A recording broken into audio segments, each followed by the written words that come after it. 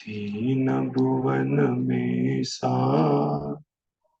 वीतराग विज्ञान, शिव स्वरूप शिव का नमः त्रियोग समार्य। अपनी यहाँ पर चर्चा तीन लोग के बारे में चल रही थी और इस अंतर्गत अपन देख रहे थे कि यह जो जीव है, यह जीव चारों गतियों में भटकते हुए भवनवासी, उसके बाद व्यंतर देवों में चला जाता है, तो उसकी क्या क्या स्थिति होती है, क्या क्या प्रकार होते हैं, इस बारे में चर्चा करते हुए पिछली बार हमने देखा था कि व्यंतर जाति के जो देव होते हैं, इनके तीन प्रकार के आवास होते हैं। एक भवन, दूसरा भवनपुर और तीसरा आवास। इसमें हमने देखा था कि ये भवनवासी देवों का भवन इस मध्य लोक के नीचे जो पहला नरक है, उसके पहले नरक में व्यंतर देवों के आवास भवन पाए जाते। उसका प्रमाण भी हमने देखा था, आपको याद होगा।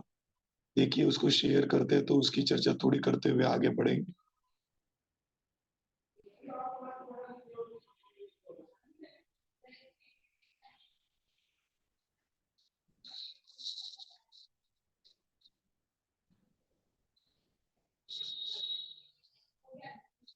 हमने ये देखा था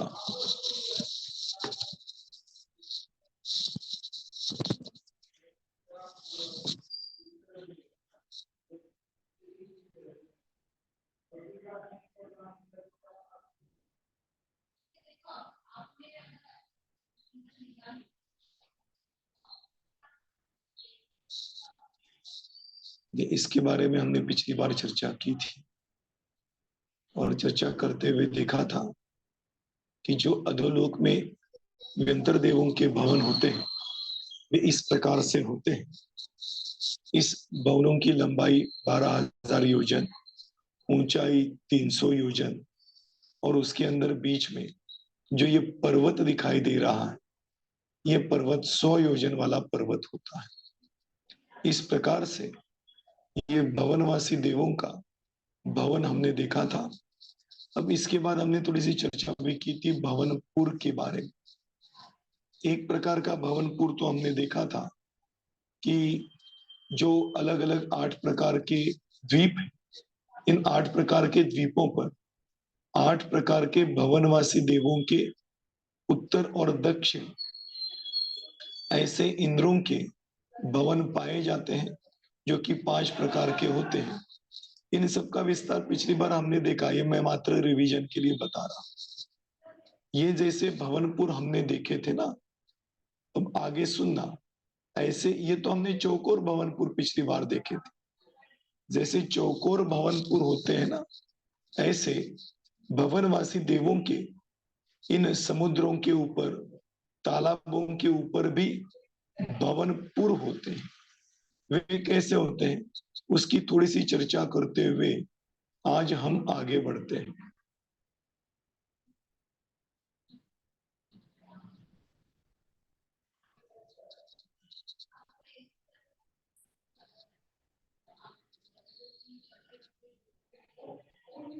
ये देखिए, आपके सामने दिखाई दे रहा है।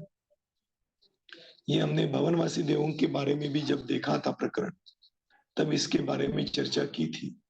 जैसे भवनवासी देवों का भवनपुर होता है, ऐसे ही व्यंतर देवों का भी भवनपुर होता है, और वो आपके सामने अभी मैं दिखाने जा रहा हूं। ये जो भवनवासी देवों का, व्यंतर देवों का भवनपुर होता है, इसमें बीचों बीच अकृत्रिम जिनालय होता है और साथ में ही सुनना, साथ में ही बाजू में इन देवों के परिवार देवों के भवन होते। प्रासाद कहो या भवन कहो, एक ही बात है कि इस भवनपुर में बीचों बीच अकृत्रिम जिनालय और चारों ओर प्रासाद पाए जाते हैं, जिसमें ये भवनवासी देवों के परिवार देव रहते हैं। ऐसे इस भवनपुर जो कि गोल होता है, और सुनना, इस गोल भवनपुर का आकार भी तिलोय पन्नति में बताया है। 1,00,000 योजन इतना चौड़ा ये गोल होता है, और इस 1,00,000 योजन की इस गोलाई के बराबर बॉर्डर पे वेदी होती है, जो कि स्वर्ण निर्मित वेदी होती है, और इसमें व्यंतर जाति के देव अपने आवास में रहते हैं। ये हो गए भवनपुर। ठीक है, भवन पृथ्वी के नीचे, भवनपुर पृथ्वी के ऊपर। एक तो असंख्यात द्वीप समुद्र में, 8 द्वीपों में इनके नगर पाए जाते हैं, और दूसरे तालाब, समुद्र और नदियों के ऊपर भी इनके नगर पाए जाते हैं। ऐसे हो गए भवनपुर। और हो गया आवास। आवास मतलब फिर वो कहीं पर भी वृक्ष, पुराने मकान, यहां पर भी व्यंतर देव रहते हैं। ऐसे 3 प्रकार के आवासों में भवनवासी व्यंतर देव रहते हैं। इतनी चर्चा हो चुकी। अब इसके बाद थोड़ा आगे सुनना। ये जो 3 प्रकार के निवास स्थानों की चर्चा हमने व्यंतर देवों की ना, इन सभी प्रकार के देवों के ऐसे 3 प्रकार होते हैं। ऐसी बात मतलब क्या, थोड़ा क्रम से बताता। व्यंतर देवों के 8 भेद हैं। इन 8 भेदों में जो व्यंतर देव होते हैं, सभी 8 के 8 प्रकार के व्यंतर देव 3 प्रकार के निवासों में रहते हैं। ऐसी बात नहीं। क्या कहा? 8 प्रकार याद है ना? वो भी मैं आपको एक बार दिखा दूं, देख लो।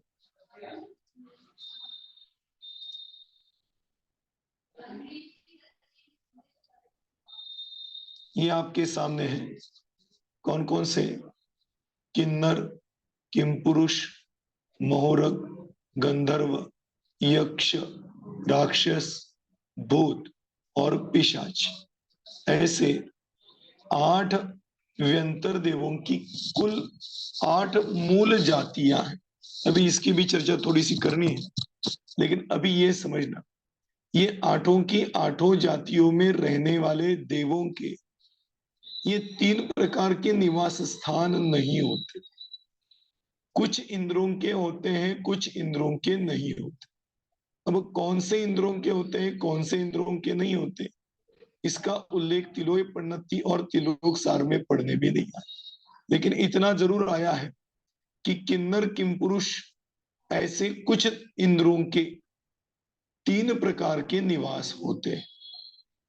मतलब कुछ व्यंतर देव मात्र अपने भवनों में ही रहते हैं, अर्थात इस मध्य लोक के नीचे।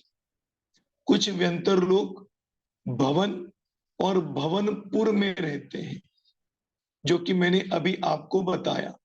एक तो अलग अलग द्वीपों के ऊपर, और एक तो तालाब और समुद्रों के ऊपर। और कुछ देव तीनों में रहते हैं, मतलब भवन, भवनपुर और आवास। इसलिए ये तीनों निवासों की चर्चा तो की है, लेकिन ये तीनों निवास सभी देवों के होते हैं ऐसी बात नहीं। कुछ देवों के तो 3 निवासों में रहने की व्यवस्था है, कुछ की 2 में, कुछ की 1 में। अब ये प्रश्न उपस्थित होता है, तो क्यों ऐसा? देखिए, मैं आपको समझाना चाहूंगा कि हम भी अपने जीवन में देखते हैं, किसी के पास 3 फ्लैट होते हैं, या 2 बंगले 1 फ्लैट होता है। किसी के पास 2 ही होते हैं, और किसी के पास 1 ही होता है। ऐसे ही इन भवनवासी देवों, व्यंतर देवों में भी ये भवनपुर की, भवनों की और आवासों की व्यवस्था होती है। सभी के सभी परिवारजन ये सभी प्रकार में रहते हैं, ऐसी बात नहीं। ये उल्लेख तिलोय प्रणति में स्पष्ट रूप में बता। इस प्रकार से ये व्यंतर देवों के आवासों की चर्चा आती है। अब उसके आगे जो आपके सामने व्यंतर जाति के देवों की चर्चा पिछली बार हमने की थी ना, उसके आगे की चर्चा मुझे अभी यहां पर करनी।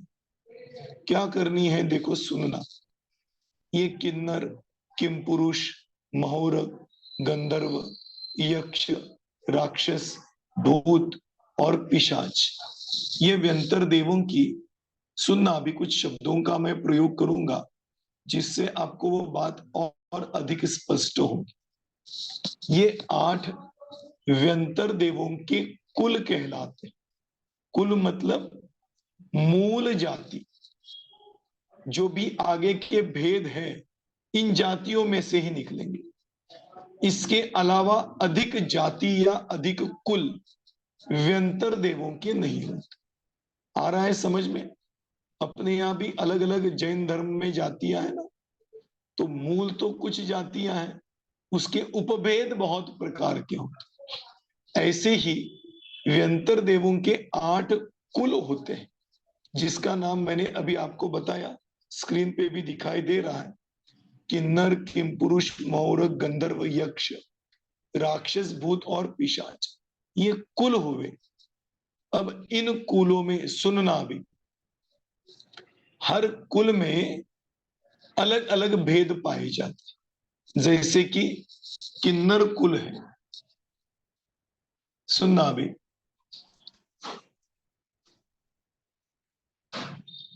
ये किन्नर कुल में किन्नर कुल के 10 भेद और है, जिसको हम उपभेद कहें।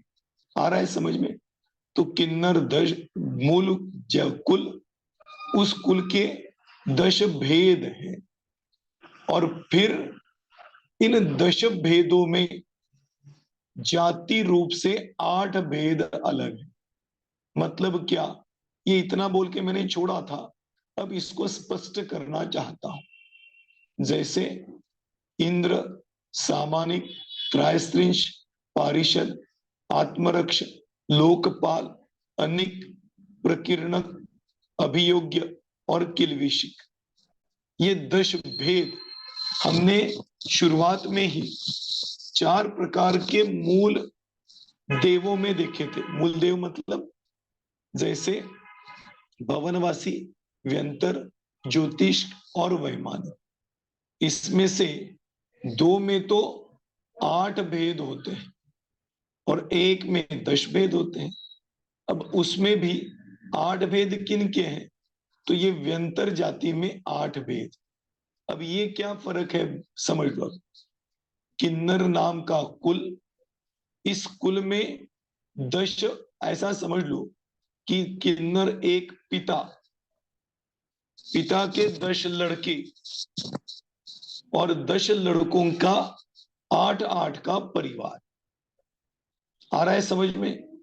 इसलिए किन्नर हो गए पिता, उनके 10 पुत्र, हर पुत्र के 8 परिवार।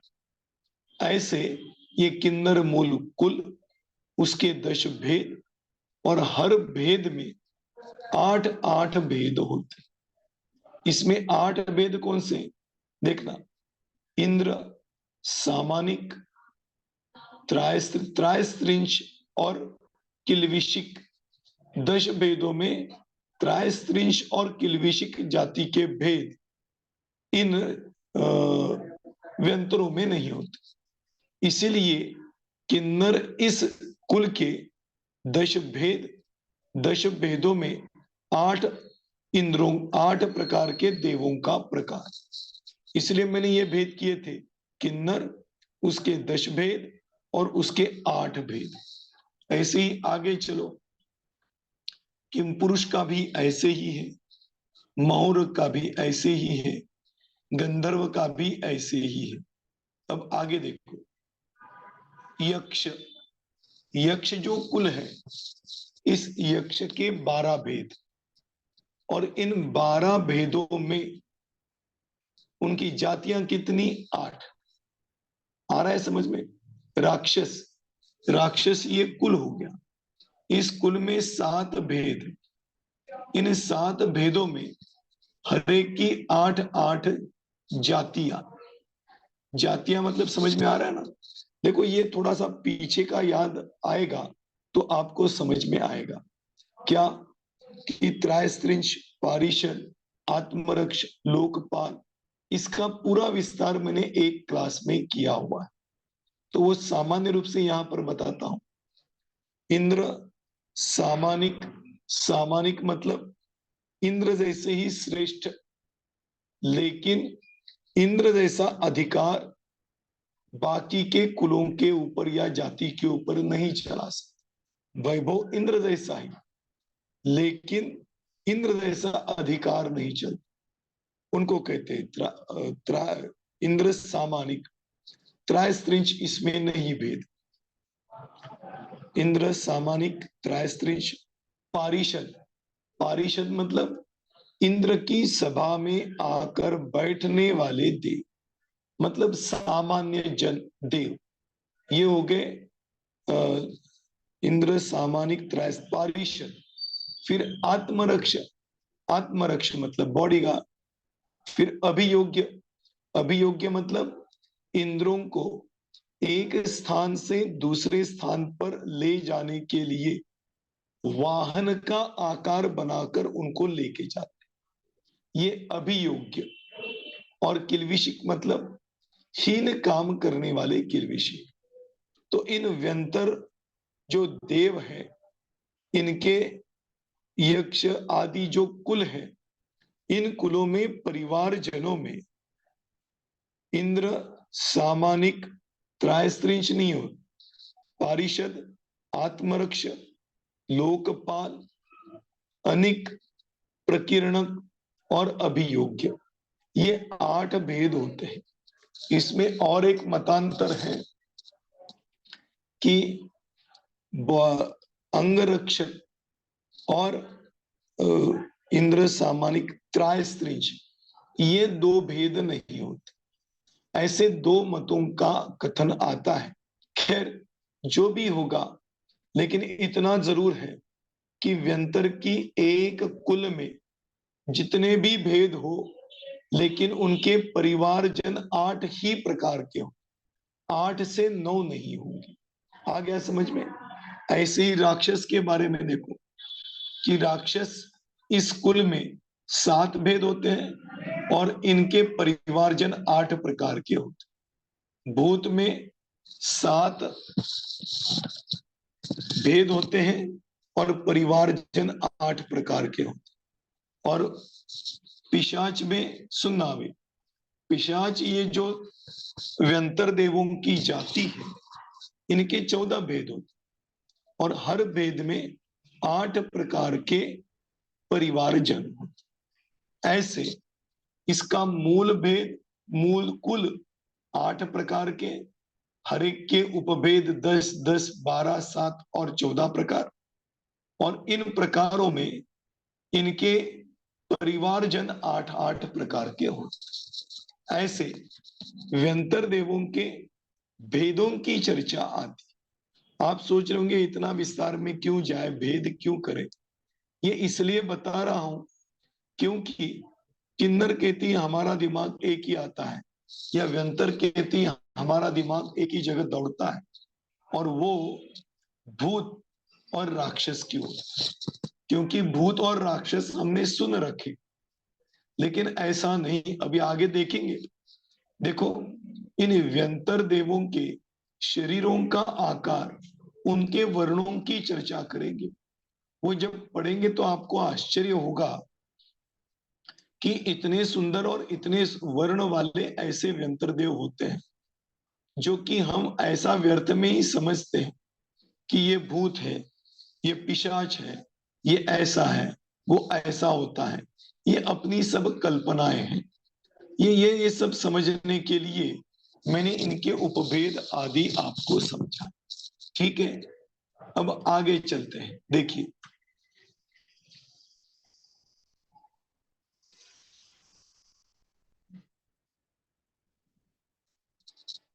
अब देखिए ये जो व्यंतर है आपके सामने अभी तिलोय प्रणति ही खोला है। तिलोय प्रणति के ग्रंथ के आधार से ही थोड़ी बहुत यहाँ पर चर्चा करेंगे। अब जब ये व्यंतर आदि जो 8 कुल मैंने आपको बताए थे, इन 8 कुलों के देवों की आयु के बारे में चर्चा तिलोय प्रणति में आई। देखिए सामने, व्यंतर देवों की उत्कृष्ट आयु 1 पल्ले की, मध्यम आयु असंख्यात वर्ष,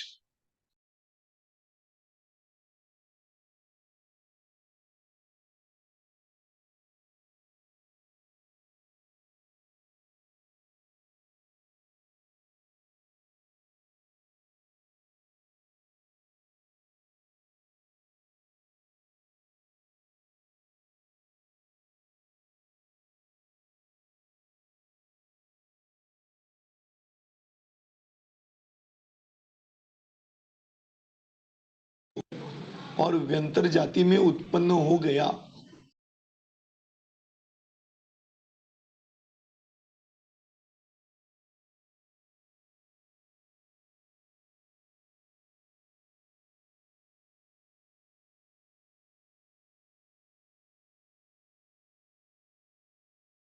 देव 10,000 की आयु लेते हैं, कोई व्यंतर देव असंख्यात वर्ष की आयु होती है, और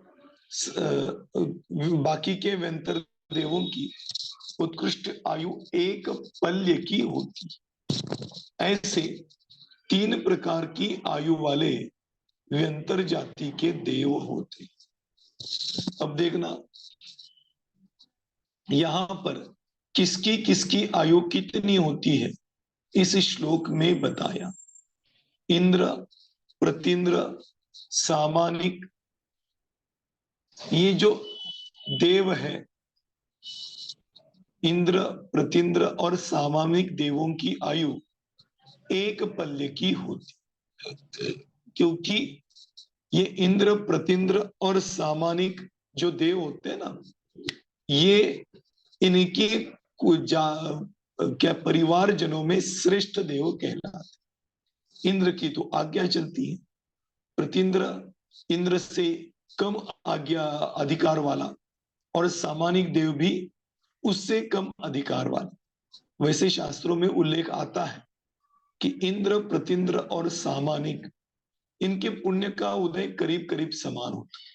इनको मिलने वाली साधन संपन्नता भी करीब करीब समान ही होती।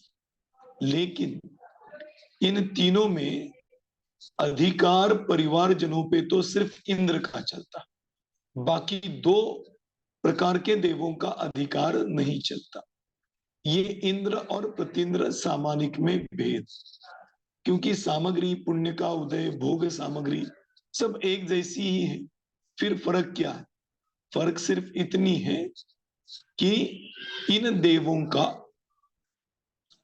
इंद्र का सिर्फ अधिकार चलता है और बाकी देवों का अधिकार नहीं चलता। इन सब की आयु 1 पल्ले की होती है। ठीक है, अब आगे देखो, इनके आहारों की चर्चा चल रही। क्या चर्चा चल रही देखो, ये किन्नर आदि व्यंतर देव तथा देवियां दिव्य एवं अमृतमय आहार का उपभोग मन से ही करते हैं, उनके कौलाहार नहीं होता। अब ये कौलाहार मतलब क्या, देखो समझ लेना। कौलाहार मतलब हम जो भोजन करते हैं ना, वो भोजन एक एक ग्रास ग्रहण करते हुए भोजन करते हैं। क्या कह रहा हूं समझना, कि हम जब भोजन के लिए बैठते हैं तो थाली में रोटी, सब्जी, दाल सब आता है, लेकिन हम जब खाते हैं तो सब एक साथ नहीं खा पाते। तो रोटी का एक ग्रास लिया, वो खाया, फिर सब्जी को लगा के खाया, फिर दाल को लगा के खाया, ऐसे एक एक ग्रास के माध्यम से हम भोजन करते हैं। लेकिन व्यंतर देवों का ऐसा कुछ नहीं होता। उनको जब भूख लगी तो गले से अमृत झड़ गया और उनकी भूख मिट जाती। और ये भी विशेषताएं आगे देखेंगे कि वो दिन में 2 बार, 3 बार, 5 बार, ऐसा नहीं।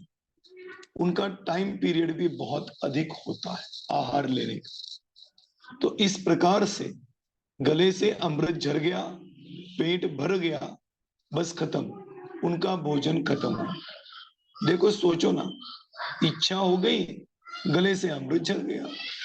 हमारे को तो इच्छा होने के बाद रोटी आदि बनाना पड़ता है, मेहनत करनी पड़ती, फिर थाली में परोसना पड़ेगा, फिर एक एक ग्रास लेके हम उसका स्वाद लेते।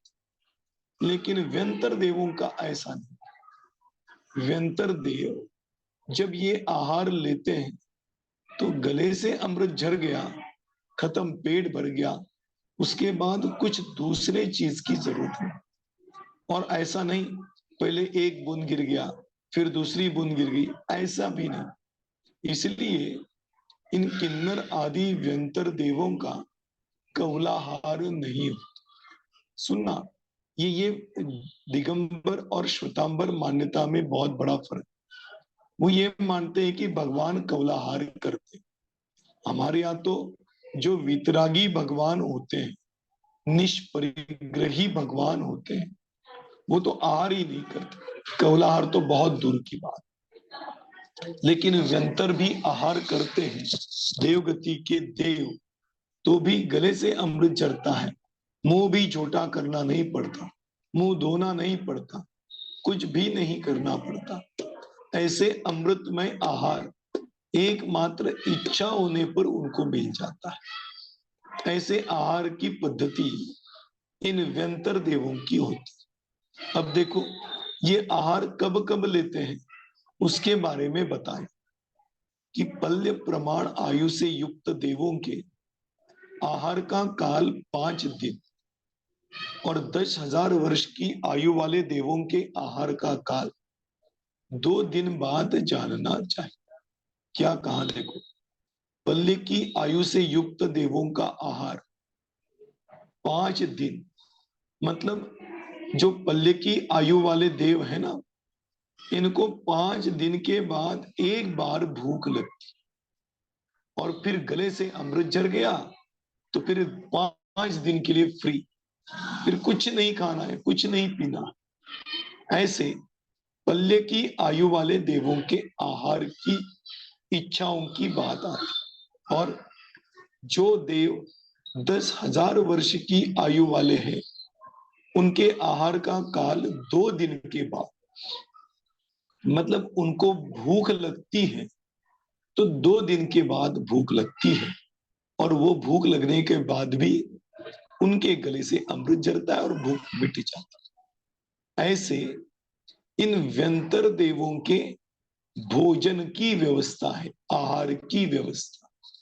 मतलब सोचो ना कैसा प्रकार, कोई अलग अलग आइटम बनाने नहीं, कोई अलग अलग आइटम खाने नहीं, मात्र अमृत झर गया, पेट भर गया, 5 दिन के लिए फ्री हो गए, दोबारा आहार का विकल्प नहीं आता। मतलब इन आहार की आसक्ति व्यंतर देवों की कितनी कम होती।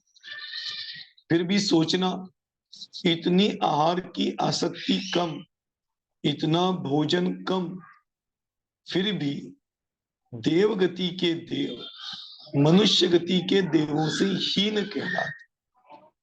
ये हर बात पे आप तुलना करना समझ में आए कि इतनी ताकत, अभी ताकत की चर्चा आएगी, इतना वैभव, भूख का प्रकार भी इतना कम, और फिर भी उनसे जो 2 टाइम 3 टाइम भोजन करते हैं वे मनुष्य गति के जीव श्रेष्ठ क्यों?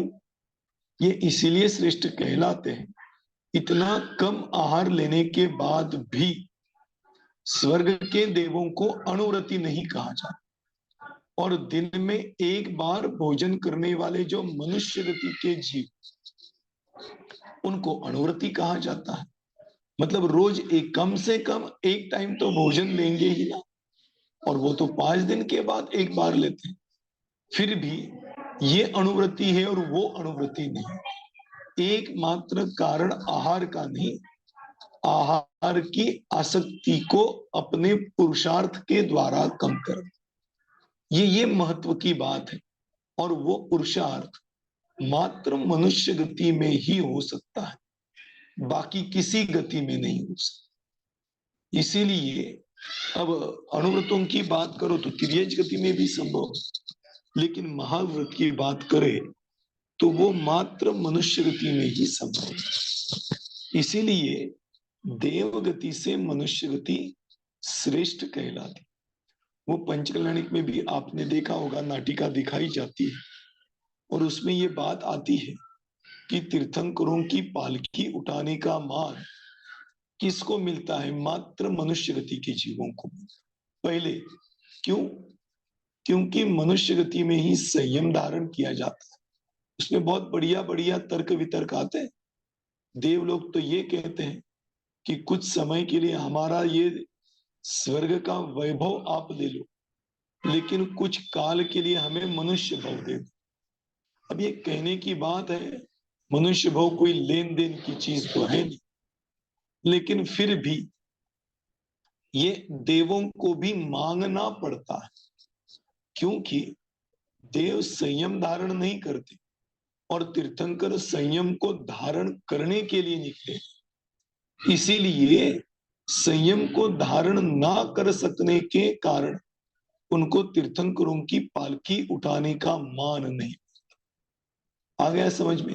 ये इतनी श्रेष्ठता आहार लेने के बावजूद भी मनुष्य गति की और कम आहार लेने के बाद भी देव गति में नहीं पाई जाती। आ रहा है समझ में? ऐसा तो ये देवों के आहार की बात है। अब देखो उच्छ्वास की बात आती है। उच्छ्वास मतलब श्वासोच्छ्वास। सुनना भी ये बात, मनुष्य गति देव गति भी हो तो श्वासोच्छ्वास तो चलता ही। और हमने तो द्रव्य संग्रह में देखा है कि जीव के 10 प्राणों में श्वासोच्छ्वास भी एक प्राण, और वो प्राण शरीरधारी जीवों को होता ही है। ये इस प्रकार के प्राणों की चर्चा इस व्यंतर देवों की अपेक्षा हम कर रहे हैं। क्या है देखो, व्यंतर देवों में जो पल्य प्रमाण आयु से युक्त है वे 5 मुहूर्त में, और जो 10,000 वर्ष प्रमाण आयु से संयुक्त है वे 7 प्राणों के गैप में ही उच्छ्वास को प्राप्त होते हैं। अब सोचना समझना कि व्यंतर देव जिनकी पल्ले की आयु है वे 5 मुहूर्त के बाद एक बार श्वासोच्छ्वास करते हैं। 5 मुहूर्त 48 मिनट का एक मुहूर्त होता है। ऐसे 5 मुहूर्त के बाद एक बार श्वासोच्छ्वास करते हैं। क्या कह रहा हूं? हमें तो देखते नाड़ी चेक की जाती है, श्वासोच्छ्वास तो अखंड रूप से कंटिन्यू चलता है मनुष्य की चीज, लेकिन व्यंतर देवों की बात इस प्रकार की नहीं। तो व्यंतर देव जो पल्ले की आयु वाले हैं वे 5 मुहूर्त में एक बार श्वासोच्छ्वास करते, और जो 10,000 वर्ष की आयु वाले देव हैं वे 7 प्राणों में, मतलब 7 श्वासोच्छ्वास लेने के लिए उनको जितना टाइम पीरियड लगता है उसके बाद एक बार श्वासोच्छ्वास लेते। क्या कह रहा हूं? आ रहा है समझ में? कि पल्ले की आयु वालों को 5 मुहूर्त के बाद एक बार श्वासोच्छ्वास लेना, मतलब 48 गुणा 5, इतने काल के बाद एक बार श्वासोच्छ्वास। और जो 10,000 वर्ष की आयु वाले देव होते हैं इनको 7 प्राण, मतलब एक श्वासोच्छ्वास लेने के लिए जितना टाइम लगता है उसको 7 से गुणा करो। वो जितना टाइम पीरियड लगा उसके बाद एक बार श्वासोच्छ्वास। ऐसे ये 10,000 वर्ष की आयु वाले जीवों को श्वासोच्छ्वास की बात आती है। लेकिन ये याद रखना, ये समझना कि ये कम श्वासो टाइम के पीरियड के बाद श्वासोच्छ्वास करे या 5 मुहूर्तों के बाद भले ही श्वासोच्छ्वास करे, लेकिन इतना जरूर समझना कि व्यंतर देवों को श्वासोच्छ्वास करना ही पड़ता, उसके बिना फिर वो बात आती है कि हमारा तो औदारिक शरीर, उनका तो वैक्रियक शरीर, तो वैक्रियक शरीर भले ही हो लेकिन श्वासोच्छ्वास तो उनका चलता ही है। आ गया समझ में? ऐसे इन व्यंतर देवों के श्वासोच्छ्वास की बात तिलोय परिणति में आई। अब आगे देखो, इन व्यंतर देवों का अवधि ज्ञान का क्षेत्र क्या 10,000 वर्ष की आयु वाले व्यंतर देवों के अवधि ज्ञान का विषय ऊपर और नीचे 5 कोस तथा उत्कृष्ट 50 कोस प्रमाण है। तो ये जो व्यंतर देव है, इनका जो ये अवधि ज्ञान के द्वारा जानने के क्षेत्र की क्षमता मतलब अपने अवधि ज्ञान से ऊपर की तरफ जानना चाहे तो कितनी दूर तक जान सकते, नीचे की तरफ जानना चाहे तो कितने दूर तक जान सकते, और आजू बाजू में जानना चाहे तो कितने दूर तक जान सकते। किसकी बात चल रही है? व्यंतर देवों की बात चल रही। तो ये व्यंतर देव ऊपर जाने तो कम से कम 5 कोस, आ रहा है समझ? 5 कोस, एक कोस कितना होता है? 2000 धनुष का एक कोस, और सामान्य रूप से धनुष कितना? तो 3.5 हाथ का एक धनुष, 3.5 या 4, थोड़ा मोटा मोटा पकड़ लो तो 4 धनुष। तो 4 धनुष का, 4 हाथ का एक धनुष, ऐसे कितने धनुष? 2000 धनुष। इतनी ऊंचाई तक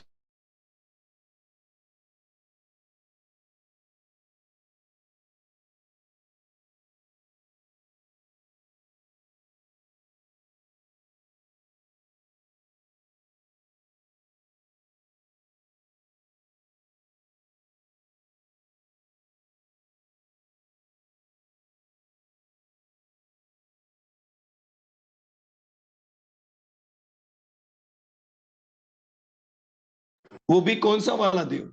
जिसकी आयु 10,000 वर्ष है, वो व्यंतर देव ऊपर नीचे साइड में कम से कम 10,000 धनुष तक जान सकता है, और अधिक से अधिक देखना 50 कोस, मतलब 50 इंटू 2000, इतने प्रमाण में अधिक से अधिक जान सकते, इसके आगे के विषय को नहीं जान सकते। आ रहा है समझ में? ऐसा व्यंतर। और कौन से व्यंतर की बात चल रही है? जिसकी आयु 10,000 है, ऐसा इतनी आयु वाला व्यंतर देव अधिक से अधिक 5, कम से कम 5 कोस और अधिक से अधिक 50 कोस तक यह जान सकता है। ये व्यंतर देवों की अधिक से अधिक और कम से कम जानने की क्षमता है। अब आगे देख लो, एक तो हो गई 10,000 वर्ष की आयु वाले व्यंतर देव, और दूसरे पल्य प्रमाण आयु वाले व्यंतर देव। अब ये पल्य प्रमाण आयु वाले जो व्यंतर देव है, इनके नीचे ऊपर और साइड में जानने की क्षमता कितनी है? तो देखो 1,00,000 योजन, 1,00,000 योजन। अब सुनना, 1,00,000 योजन मतलब कितना जानते हो? 1 योजन 4,000 कोस का, एक कोस में 4 हाथ, इतना प्रमाण। तो 4 हाथ इंटू 2000, 2000 इंटू 4, 4 कोस का एक योजन, सॉरी 4 कोस का एक योजन, तो 2000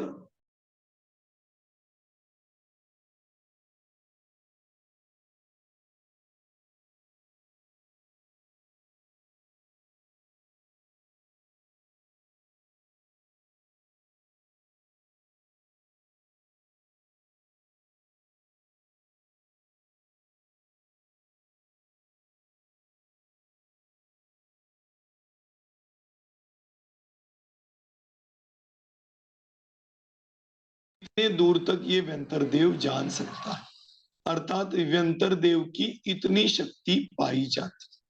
आ रहा है समझ में? इस प्रकार से व्यंतर देवों की अवधि ज्ञान के द्वारा जानने की शक्ति के बारे में यहाँ पर, तो हर बार इतना ही जानते हैं क्या? नहीं, हर बार जानेंगे ये कोई जरूरी नहीं, लेकिन जानना चाहे तो इतने दूर तक जानते हैं, नहीं तो इसके अंदर भी जानते हैं, सामने वाली चीज जानते हैं, कुछ दूर तक की चीज जानते हैं, और अधिक से अधिक जानेंगे तो 10,000 वर्ष की आयु वाले अधिक से अधिक 50 कोस और एक पल्ले की आयु वाले व्यंतर देव अधिक से अधिक 1,00,000 योजन। आ गया समझ में?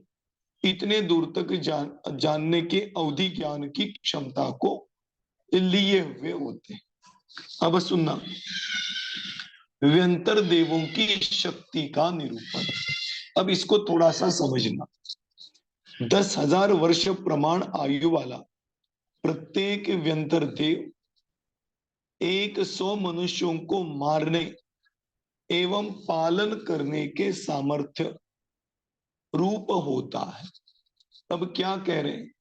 अब ये समझना, ये व्यंतर देवों का प्रमाण समझने के लिए 100 मनुष्यों को मारना नहीं पड़ेगा, ये समझना। मनुष्यों को मारने की जरूरत नहीं है, ये उसकी क्षमता।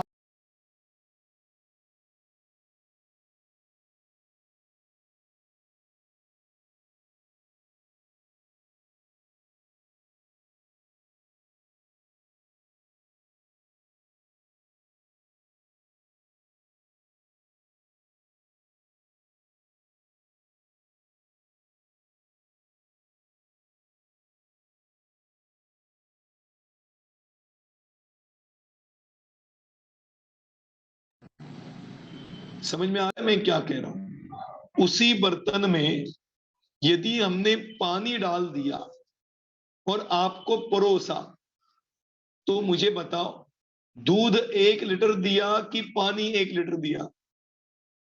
उसी में तेल डाल दिया और तेल दे दिया, तो ये दूध, पानी, तेल, ये जो पदार्थ है ना, इन पदार्थों को 1 लीटर इस प्रमाण से नापा गया। आ गया समझ में? ये प्रमाण है नापने का। ऐसे ही व्यंतर देवों की शक्ति का भी प्रमाण होता है। क्या प्रमाण है? कितनी शक्ति है व्यंतर देवों में?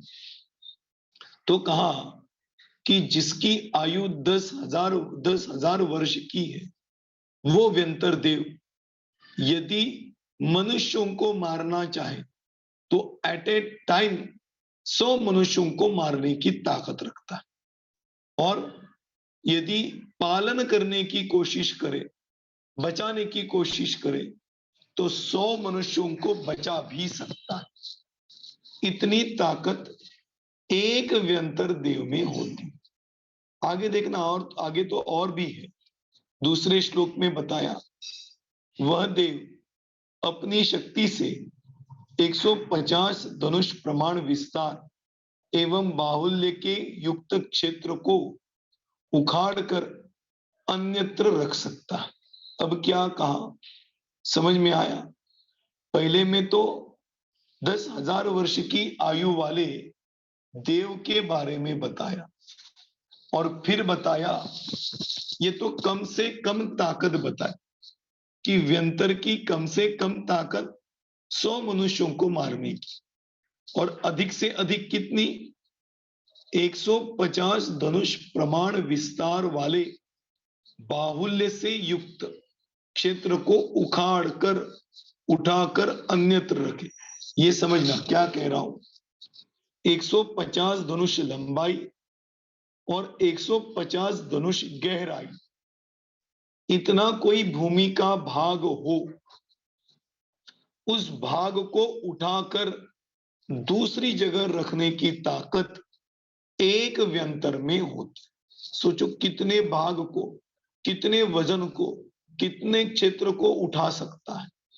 ये ताकत है। हमेशा उठा के रखेगा ये कोई जरूरी नहीं, लेकिन इतनी ताकत उसमें होती है। आ रहा है समझ में?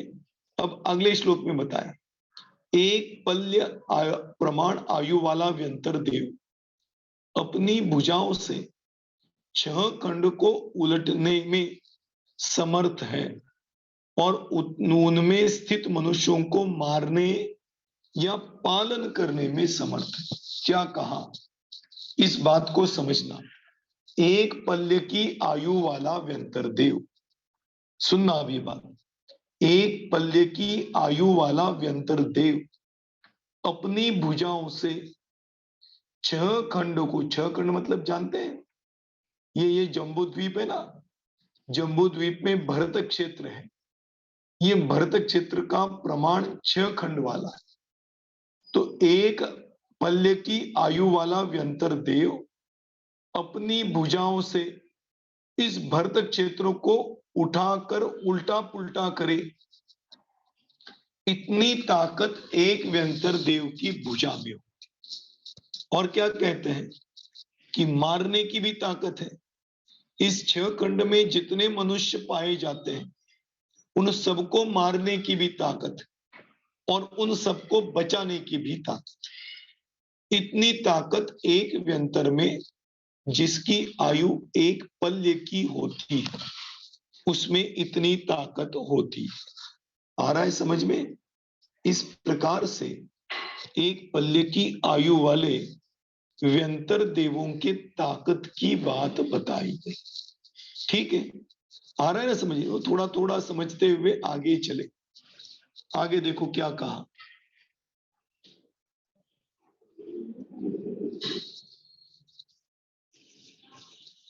अब देखो अगली विशेषता उनके बारे में बता।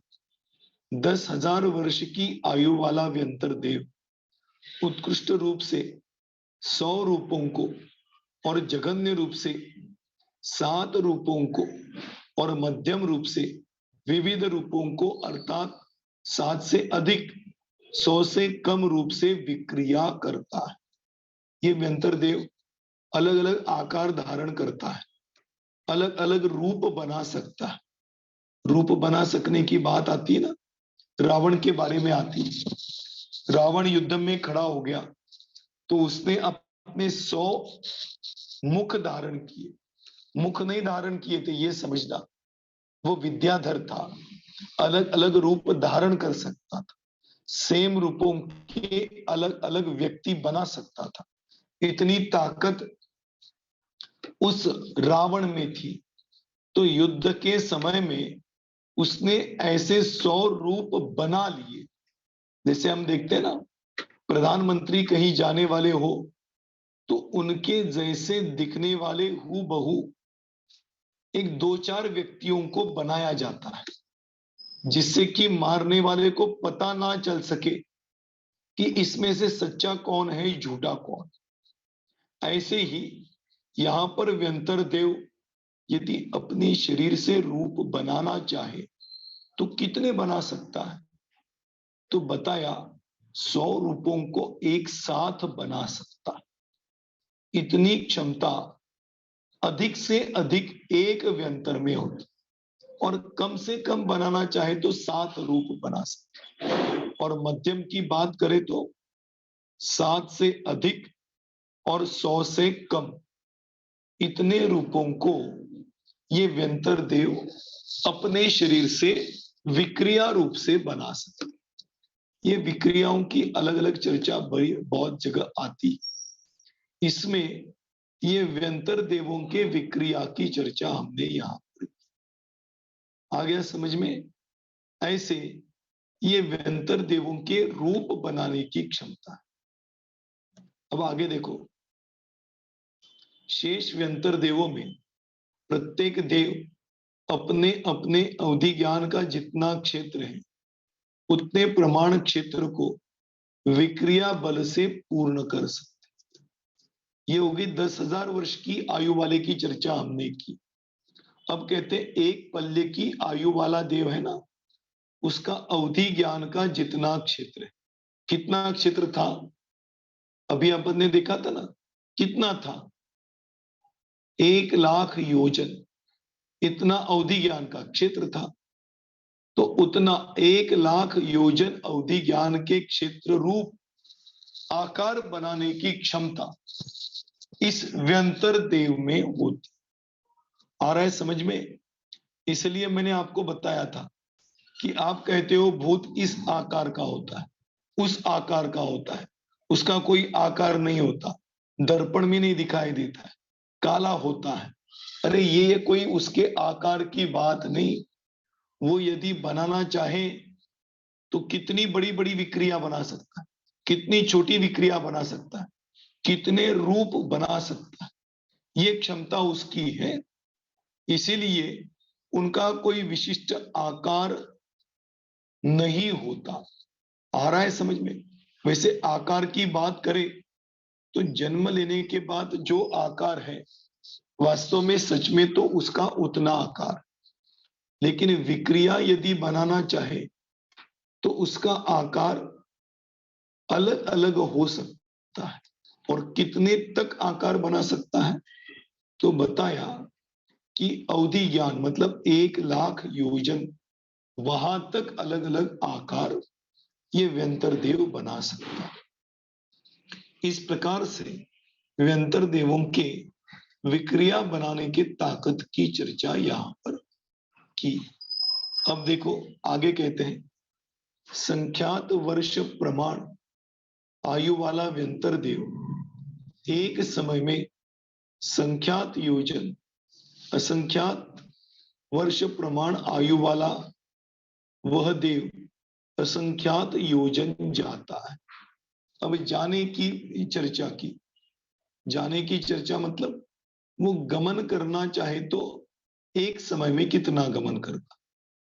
तो संख्यात वर्ष मतलब 10,000 वर्ष की आयु वाला व्यंतर देव एक समय में संख्यात, समय जानते हो? समय समझना, काल का सबसे कम सबसे अल्प प्रमाण वो है समय।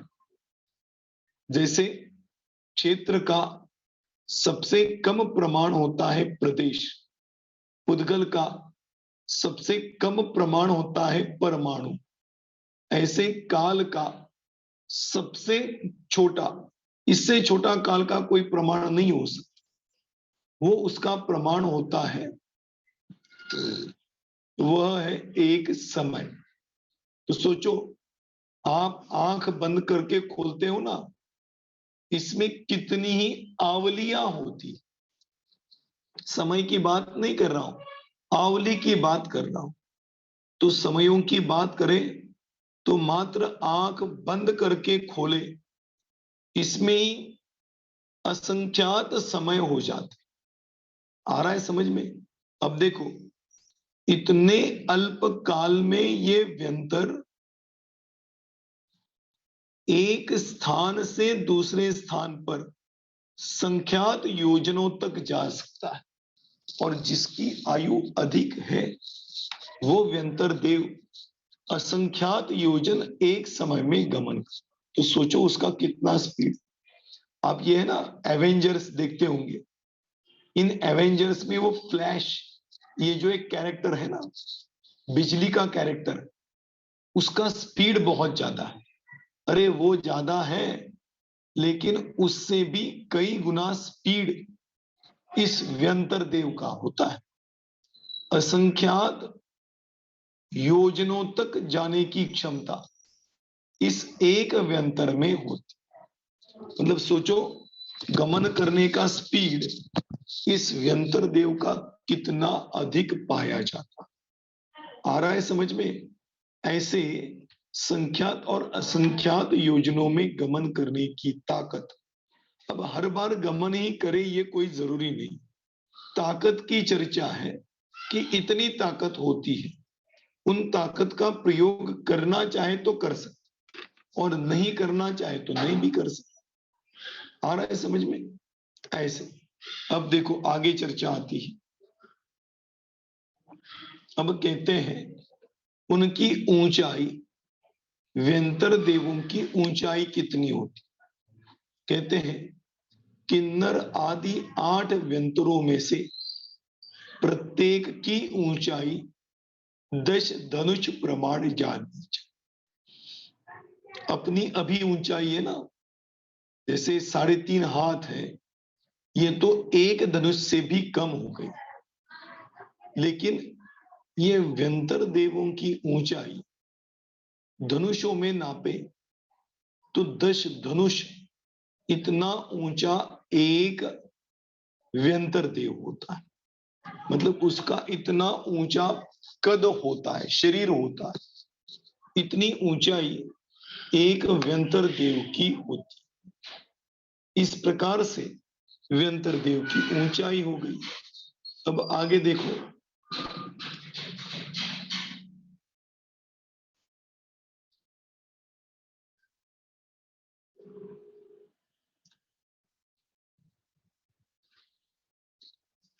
व्यंतर देवों का उस क्षेत्र में उत्पन्न होना और मरना, इसके बारे में यहां पर चर्चा करते हैं। क्या देखो, व्यंतर देवों के प्रमाण में असंख्यात का भाग देने पर जो लब्ध प्राप्त हो, वहां उतने जीव प्रति समय उत्पन्न होते हैं और उतने जीव मरते हैं। कहा? व्यंतर देवों में।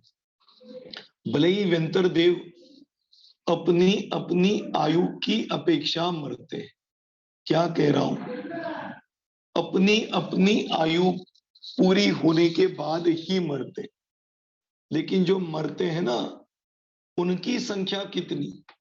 तो कहते हैं व्यंतर देव जो कि असंख्यात पाए जाते हैं, उसको असंख्यात का मतलब छोटे असंख्यात का भाग दो, तो जो लब्ध आए, जो राशि आएगी, वो कितनी होगी? वो भी असंख्यात ही होगी, लेकिन छोटा असंख्यात होगा। तो इतने असंख्यात जीव कहां पर? व्यंतर देवों में प्रति समय मरते भी हैं और उतने ही उत्पन्न भी होते। मतलब प्रति समय असंख्यात व्यंतर जाति के देव उत्पन्न होते हैं और असंख्यात व्यंतर जाति के देव मरते भी। इसलिए जिनवाणी कहती है कि मनुष्य गति का, देव गति का, तिर्यंच गति का प्रमाण फिक्स है। उतने जीव, उससे अधिक कभी वहां पर जीव नहीं पाए जाते। उतने तो पाए ही जाएंगे, हो सकता है कभी कभी उससे कम हो जाए, लेकिन उतने प्रमाण से अधिक नहीं। वो ना मनुष्य जाति 29 अंक प्रमाण, इतनी मनुष्य जाति होती। तो ये जो 29 अंक प्रमाण बताया गया ना, ये अधिक से अधिक है। इस अंक को लांघ कर इससे अधिक मनुष्य मनुष्य जाति में उत्पन्न नहीं हो। ये मनुष्य जाति मतलब क्या? सुनना, आप समझना, प्रसंग आया तो मैं आपको बता ही। मनुष्य लोक कहलाता है, कितना है? 2.5 द्वीप को मनुष्य लोक कहते हैं। 2.5 द्वीप के बाहर तिर्यक लोक कहा जाता है, क्योंकि 2.5 द्वीप के बाहर कोई मनुष्य जन्म नहीं ले सकता। मतलब ये जम्बूद्वीप, लवण समुद्र, धातकी खंड द्वीप, कालोदधी समुद्र और पुष्कर अर्धद्वीप, यहां तक मनुष्य लोक कहलाता है। तो यहां तक जितने भी मनुष्य हैं, फिर आप सभी प्रकार के लेना, भोग भूमि के मनुष्य, आर्यखंड के मनुष्य, म्लेच्छ खंड के मनुष्य, सभी मनुष्य लोग, ये मनुष्य एट ए टाइम होंगे तो कितने होंगे? तो कहा 29 अंक प्रमाण होते, इससे अधिक कभी नहीं हो सकता। ऐसे ही इन व्यंतर देवों के उत्पत्ति और मरण की बात की। प्रति समय व्यंतर देव यदि मरते हैं या उत्पन्न होते हैं तो कितने? तो पूरी व्यंतर देवों की राशि को असंख्यात से भाग दो, वो जो प्रमाण आएगा वो प्रमाण उनकी उत्पत्ति का और मरण का रहेगा। तो वो प्रमाण कितना होगा? वो प्रमाण भी असंख्यात ही होगा। ऐसे असंख्यात देव प्रति समय उत्पन्न होते हैं और असंख्यात देव प्रति समय मरते भी। ऐसे व्यंतरों की उत्पत्ति और मृत्यु का प्रमाण यहाँ पर बताया गया। आ गया समझ में? ऐसे इन व्यंतरों की उत्पत्ति और मरण की चर्चा की। अब देखो आगे, वास्तव में टाइम तो हो गया, लेकिन फिर भी एक और दो पॉइंट लेके अपन यहां पर रुके। आयु बंधक भाव आदि व्यंतर देवों के आयु बंधक परिणाम सम्यक दर्शन ग्रहण करने के विविध कारण और गुण स्थानों का कथन भवन वासियों के सदृश ही जान। गुण स्थानों की चर्चा करें तो चतुर्थ गुण स्थान तक ही व्यंतर देव गमन कर सकते हैं। मतलब क्या कि यदि अधिक से अधिक उनका गुणस्थान बढ़ेगा तो चौथा गुणस्थान होगा, उसके ऊपर व्यंतर जाति के देव नहीं जा सकते, और कम से कम होगा तो पहला मिथ्या दृष्टि गुणस्थान व्यंतर देवों का पाया जाता है। जब मैंने ऐसा कहा तो आपको ऐसा प्रश्न उत्पन्न हो गया होगा कि क्या व्यंतर देव भी सम्यक दृष्टि हो सकते हैं? अरे हो सकते हैं नहीं, होते ही हैं। उन सम्यक दृष्टियों को भगवान के दर्शन और पूजन करते हुए देखकर जो सम्यक दृष्टि नहीं होते, ऐसे मिथ्या दृष्टि देव भी अकृत्रिम जिनालय में जाकर उन भगवंतों को नमस्कार पूजन आदि करते हैं। इसलिए व्यंतर देवों में भी, अरे चतुर्थ गुणस्थान की चर्चा करो तो चारों की चारों गतियों में सम्यक दृष्टि जीव होते। ऊपर स्वर्गों में भी होते हैं, मनुष्य लोक में भी होते हैं, तिर्यंच लोक में भी होते हैं, और नरक में नार की भी होते। आ रहा है समझ में?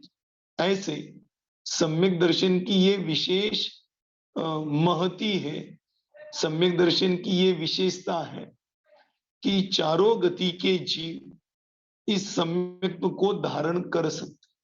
फर्क सिर्फ इतना है कि उनको पुरुषार्थ करना पड़ेगा। यदि पुरुषार्थ नहीं करेंगे तो सम्यक्त्व को धारण नहीं कर सकते। आ रहा है समझ में? ऐसे ही ये भवनवासी देव भी सम्यक्त्व को धारण करते हैं। जैसे भवनवासी देव धारण करते हैं, ऐसे व्यंतर देव भी सम्यक्त्व को धारण करते हैं। उनके कारणों की भी चर्चा हमने पीछे की थी, याद है ना आपको? क्या है कारण? अरे जब उत्पन्न होते हैं तो बाकी के व्यंतर देव जय जयकार करते हैं, और उसको जय जयकार करते हुए सुनकर उसको पूर्व भव के जाति स्मरण रूप संस्कार याद होते, तभी सम्यक्त्व धारण कर सकते। नहीं तो जब वो अकृत्रिम जिनालय में अकृत्रिम जिन बिंबों के दर्शन करता है तब उसको सम्यक्त्व प्राप्त हो सकता है। आ रहा है समझ में? और कभी जब वो तीर्थंकरों के पंच कल्याणिकों में जाता है तो वहां पर देख के भी सम्यक्त्व धारण कर सकता। ऐसे व्यंतर जाति के देव भी देवगति के ही जीव है, इसलिए वहां पर उत्पन्न होकर वे सम्यक्त्व को भी अवश्य धारण कर सकते। इस प्रकार से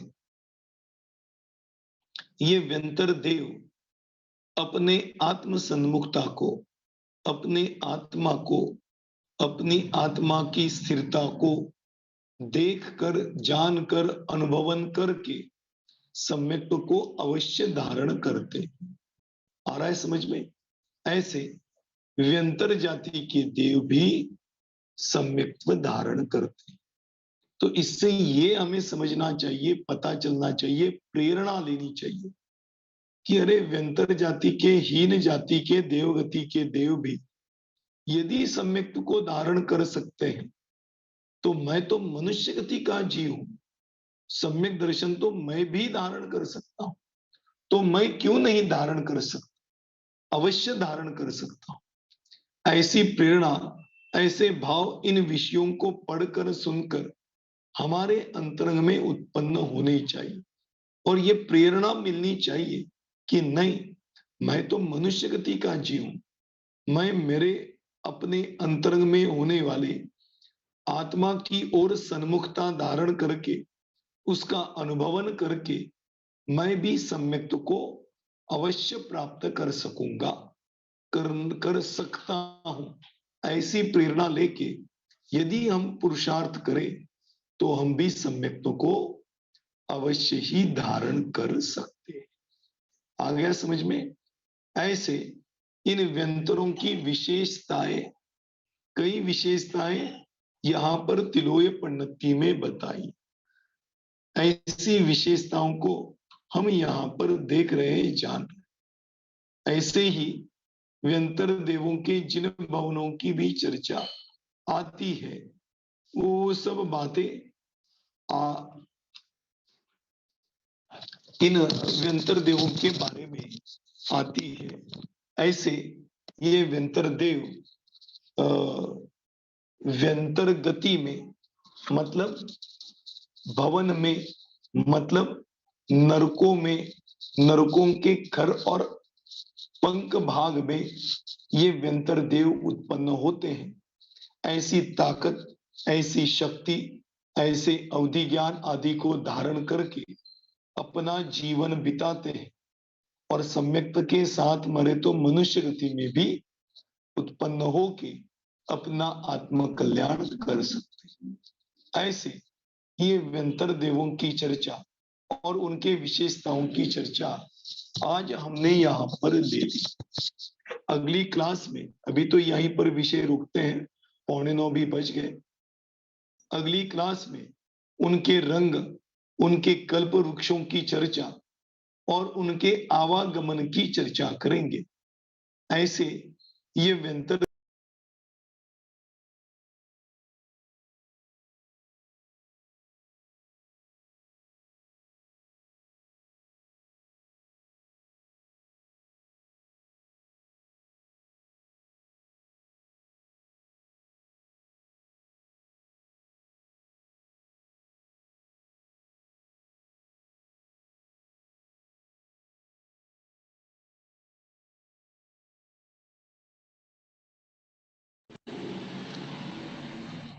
नहीं, तो चलिए ऐसे हमने आज यहाँ पर इन व्यंतर देवों की कुछ विशेषताओं को समझा और व्यंतरों के स्वरूप को भी समझा। ऐसे ही अगली बार भी हम इसकी विशेषताओं को समझते हुए उनके आवागमन की चर्चा करेंगे और उनके स्वरूप को समझने का प्रयत्न करेंगे। यहीं पे अब रुकते हैं और जिनवाणी स्तुति करते हैं। जावाणी के ज्ञान से सूझे लोकालो, सोवाणी मस्तक नमो सदा देत हूँ डो। 9 बार नमोकार मंत्र।